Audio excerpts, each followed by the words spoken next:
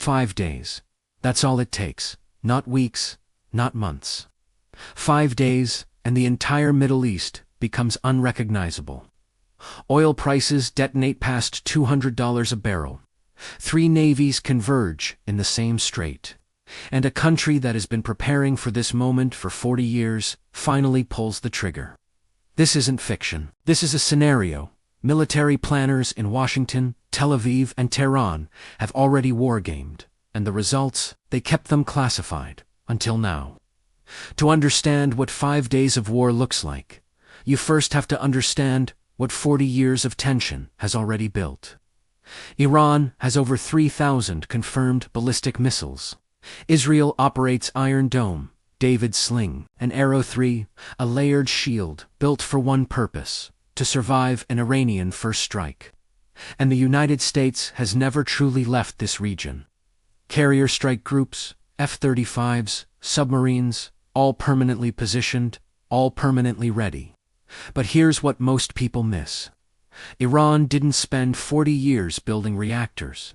They spent 40 years building tunnels, thousands of kilometers of underground military infrastructure, invisible to satellites, hardened against every bomb the West has ever designed. Day 1. 2:47 a.m. Israel launches over 100 precision strikes, targeting Natanz, Fordo, and Isfahan simultaneously. Within 12 minutes, Iran fires back, not at Israel, but at the Strait of Hormuz. Mines, swarm drones, anti-ship missiles. 20% of the world's daily oil supply is effectively sealed shut by sunrise. Markets halt in Tokyo, London, and New York.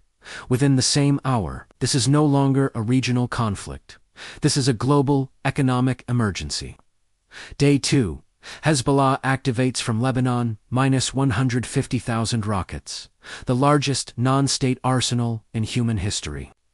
Raining down on northern Israel in coordinated waves, Iron Dome intercepts hundreds, but it was never built to stop thousands at once.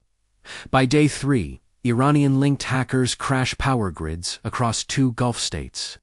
A Saudi Aramco facility goes dark. No bombs, no missiles. Just code. And suddenly, the war is no longer about nuclear sites. It is about who controls the infrastructure of modern civilization. Here is what nobody says out loud. Iran's Fordo facility sits 80 meters underground, inside a mountain. Only America's SB-2 bomber can carry the weapon capable of reaching it. Meaning Israel cannot finish this war alone. It never could.